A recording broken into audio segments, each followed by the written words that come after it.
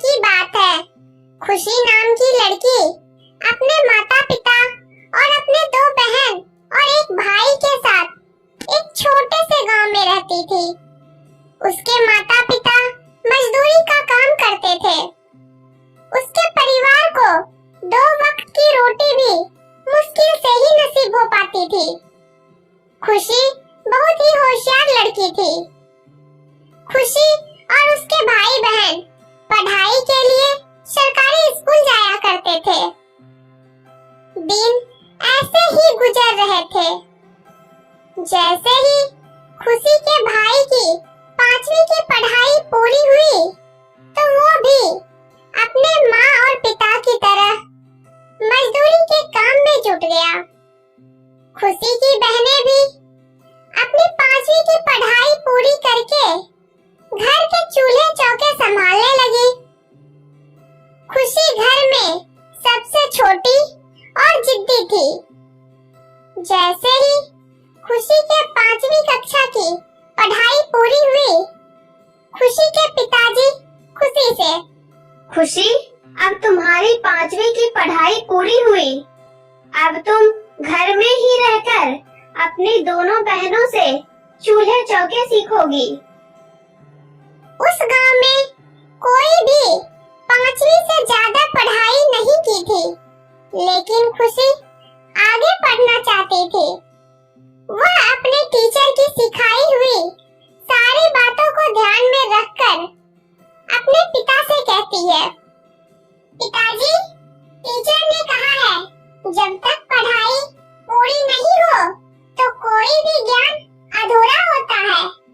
मुझे आगे की पढ़ाई करनी है। बिल्कुल भी नहीं, हमारे यहाँ लड़कियाँ 5वीं तक ही पढ़ाई कर सकती है। आगे की पढ़ाई लड़के ही कर सकते हैं। और तुम तो घर की हालात जानते ही हो। नहीं पिताजी, मैं अपने आगे की पढ़ाई जरूर पूरी करूंगी, भले ही सरकारी स्कूल से ही सही। मैं अपनी पढ़ाई तो पूरी करूंगी ही। खुशी अपने पिता के साथ समाज का भी विरोध करके आगे की पढ़ाई शुरू करती है। उसे ज्यादा समझ तो नहीं थी, फिर भी खुशी बड़ी होकर कुछ करना चाहती थी। अपने घर के हालात सुधारना चाहती थी। खुशी अब 8वीं की पढ़ाई पूरी कर लेती है। एक दिन गांव के सरपंच खुशी के घर आते हैं और उसके पिताजी से कहते हैं, देखो भाई, तुम तो जानते ही हो हमारे गांव की लड़कियां ज्यादा पढ़ाई नहीं करती है और एक तुम्हारी बेटी है जो चूल्हा चौका छोड़कर पढ़ाई के पीछे पड़ी है। उसे जरा समझाओ। सरपंच जी, मैं तो उसे पढ़ाई के लिए 1 रुपया भी नहीं देता हूँ, फिर भी वो हर बार अव्वल आती है। अब खुशी के पिता उसे जोर देकर समझाने लगते हैं, लेकिन अभी भी खुशी अपने जिद पर अड़ी रहती है। एक दिन खुशी सोचती है, अब मुझे अपनी पढ़ाई के लिए खुद ही कुछ करना होगा। खुशी अपने छुट्टी वाले दिन मजदूरी का काम करने लगती है और उससे मिलने वाले पैसे से किताबें जमा करने लगती है। समय ऐसे ही बीत रहा था। खुशी अब बड़ी ही लगन और मेहनत से पढ़ाई करती है और 12वीं की परीक्षा पास करके पूरे जिले में टॉप करती है। सरकार के तरफ से भी खुशी को इसके लिए बधाई और आगे की पढ़ाई के लिए छात्रवृत्ति दिया जाता है। खुशी की इस कामयाबी के ऊपर उसके माता पिता को बहुत गर्व होता है। एक दिन खुशी अपने पिता से कहती है, पिताजी, लड़का हो या लड़की, सबको पढ़ना चाहिए। पिताजी, घर में अगर एक इंसान भी पढ़ा लिखा हो तो उस घर में होशियारी आती है,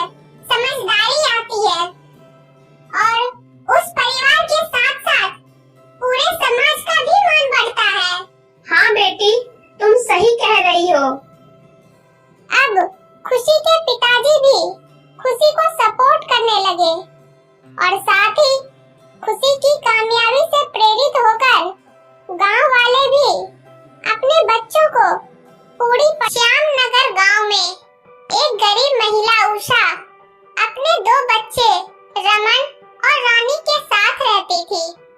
वह दूसरों के यहाँ काम करके अपना घर संभालती थी। उषा हमेशा अपने बच्चों को भरपेट खाना खिलाती थी और खुद आधा पेट ही खाती थी, इसलिए कि कल कहीं बच्चों को कम न पड़े। अगले दिन उषा काम के लिए घर से निकल रही थी, तभी रानी, माँ 2 दिन बाद होली है, सारे बच्चे रंग से खेल रहे हैं, मुझे भी रंग लाकर दो ना।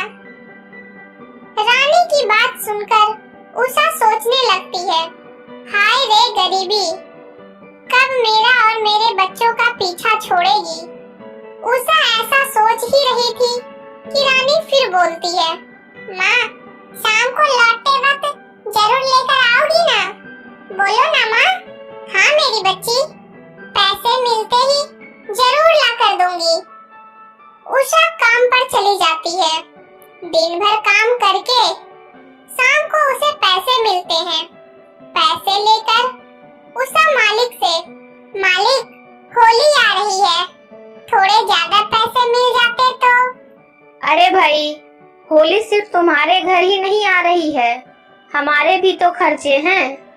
तुम्हें ही पैसे दे देंगे तो हम क्या करेंगे। उषा उदास होकर घर चली जाती है। घर जाकर देखती है रानी और रमन दोनों ही उसकी राह देख रहे हैं। उषा के आते ही रमन और रानी अपनी माँ से, माँ आज तुम्हें आने में इतनी देर क्यों हो गई। अरे भैया, माँ होली का रंग लेने गई थी, इसलिए देर हो गई है ना माँ। उषा यह सब सुनकर चुपचाप एक कोने में बैठकर रोने लगती है। रमन और रानी उषा के पास जाकर, माँ मुझे रंग नहीं चाहिए, तुम रोना बंद करो। हाँ माँ, हमें कुछ भी नहीं चाहिए, बस तुम रोना चुप करो। उषा दोनों बच्चों को गले से लगा लेती है। अगले दिन उषा जब सुबह उठी तो उसे चक्कर आ गया। तब वह उस दिन आराम करने की सोचती है। पूरे दिन आराम करने के बाद भी उसकी तबीयत में कोई सुधार नहीं आता है। हमेशा आधा पेट खाना खाने की वजह से वो इतनी कमजोर हो गई थी कि बिस्तर से उठ भी नहीं पा रही थी।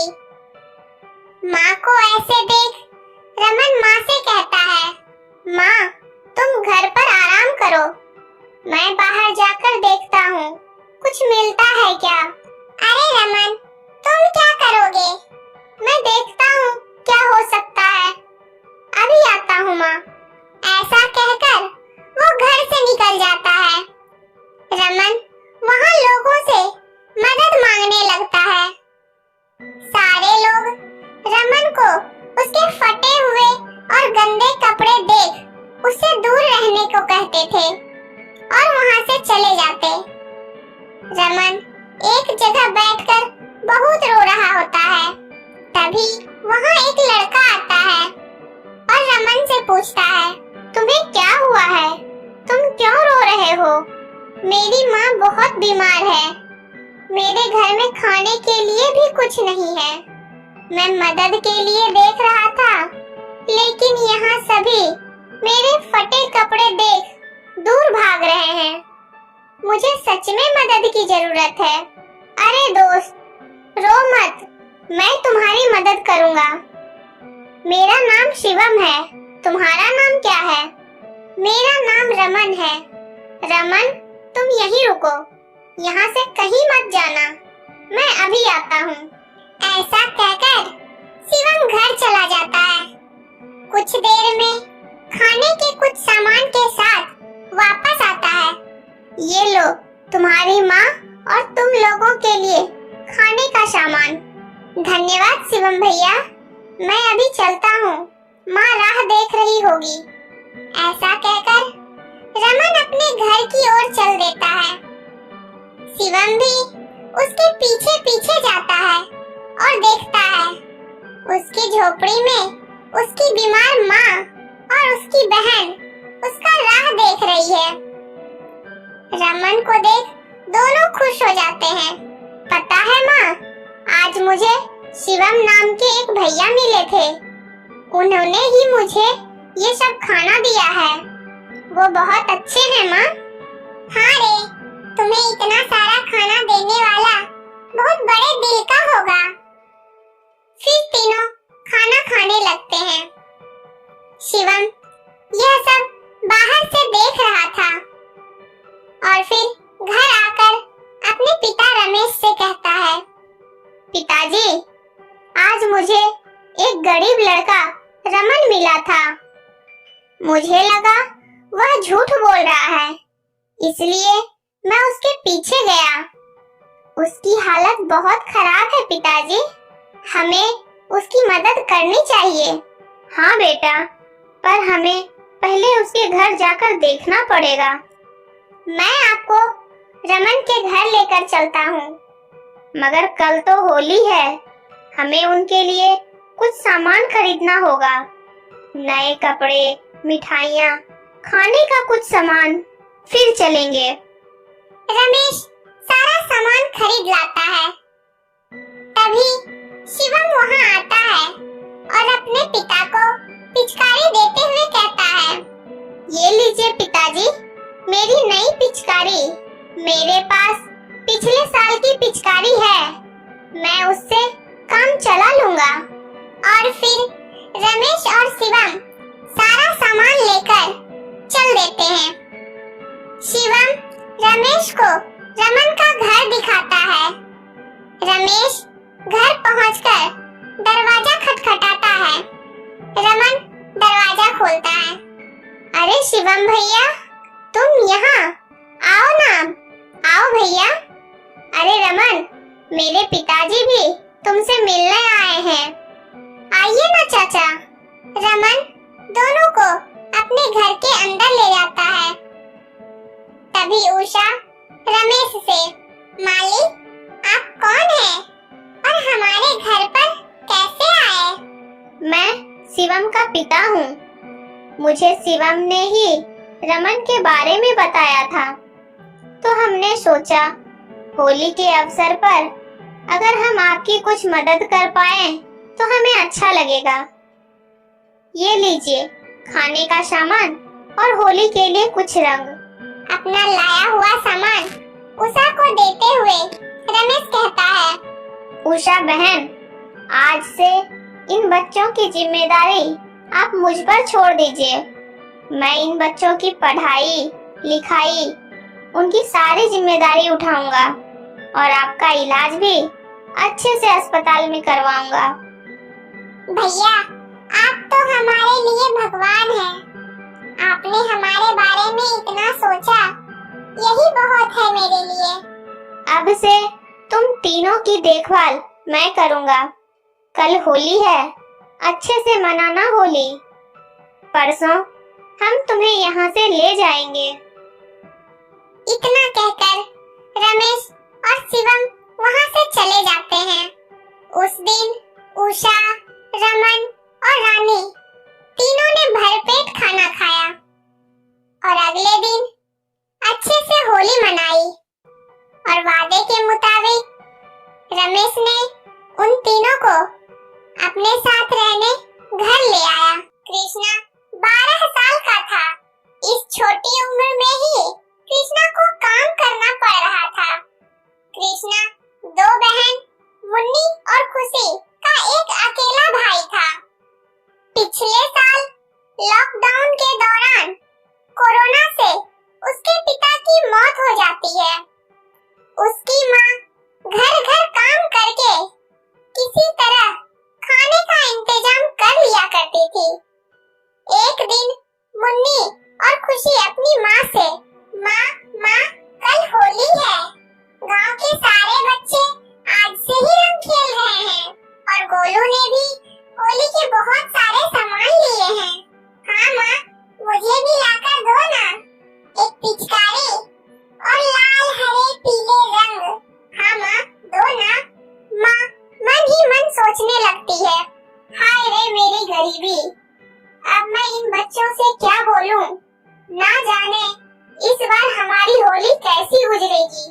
तभी कृष्णा कहता है, मुन्नी, खुशी, हम बाजार जाएंगे और तुम्हारे लिए होली का सामान जरूर लाएंगे। मुन्नी और खुशी यह सुनकर खुश हो जाती है। लेकिन कृष्णा कह तो दिया था, लेकिन उसके भी समझ में नहीं आ रहा था कि यह सब होगा कैसे। कृष्णा काम के लिए निकलता है। दिन भर काम करने के बाद कृष्णा मालिक से, मालिक, कुछ पैसे मिलेंगे? अरे, अभी काम के 10 दिन भी नहीं हुए हैं और तुम्हें फिर से पैसे चाहिए? 5 दिन पहले भी तो दिया था। कहीं तुम कोई नशा तो नहीं करता? नहीं नहीं मालिक, मैं उन पैसों से माँ के लिए दवाई और छोटी बहनों के लिए कपड़े और रंग लेने का सोच रहा हूँ। मालिक को कृष्णा की बातों में सच्चाई लगी। ठीक है, ये लो 100 रुपए। मालिक, कुछ और मिल जाते तो। बस इतना ही मिलेगा। कृष्णा 100 रुपए लेकर सोचते हुए निकल जाता है। इन 100 रुपए में क्या क्या लूं? कृष्णा निराश कदमों से आगे बढ़ रहा था। तभी एक चोर किसी का पर्स लेकर भाग रहा था। एक महिला भी उसके पीछे भाग रही थी। कृष्णा भी चोर के पीछे भागता है। जैसे ही कृष्णा चोर के करीब पहुंचता है, चोर उसे उस पर्स से जोर से मारता है। कृष्णा वहीं गिर जाता है। लेकिन कृष्णा फिर भी चोर का पीछा नहीं छोड़ता और भागते भागते भीड़ वाली जगह पहुंच जाता है। चोर और कृष्णा को भागते देख लोगों ने चोर को पकड़ लिया और उसे पुलिस के हवाले कर दिया। इधर चोर के पीछे भागने की वजह से कृष्णा को चक्कर आ गया और वो बेहोश हो गया। कृष्णा को जब होश आया तो वो अस्पताल में था। लोगों ने ही कृष्णा को अस्पताल में भर्ती कराया था। कृष्णा अस्पताल में अपना नाम पता लिखवाकर घर चला जाता है। घर पहुंचते ही खुशी और मुन्नी, भैया भैया, क्या आप मेरे लिए पिचकारी और रंग ले आए? कृष्णा सोचने लगा, मेरे पास तो मात्र 100 रुपए हैं और माँ की दवाई, घर के लिए कुछ खाने का सामान भी लाना है। अब मैं क्या करूं? बोलो ना भैया। देखो खुशी, मुन्नी, होली तो कल है। मैं तुम्हें कल ढेर सारे रंग जरूर ला कर दूंगा, ठीक है? ठीक है भैया। कृष्णा अपनी बहनों का दिल बहला ही रहा था कि तभी वहां उसके घर के सामने एक कार आकर रुकती है। कार से वही औरत निकली जिसका पर्स कृष्णा ने चोर से बचाया था। उस औरत के हाथों में ढेर सारे रंग, मिठाइयाँ, कपड़े और पिचकारी थी। आंटी, आप यहाँ कैसे? तभी कृष्णा की माँ वहाँ आ जाती है। आज आपके बेटे ने मेरे पर्स को एक चोर से बचाया था। उस पर्स में मेरे बहुत ही महत्वपूर्ण कागजात और लाखों के जेवर थे। अगर वो चोरी हो जाते तो आज मेरी होली बेरंग हो जाती। आज मैं कृष्णा की वजह से बर्बाद होने से बची हूँ। इसलिए मेरा भी फर्ज बनता है कि इस खुशी को कृष्णा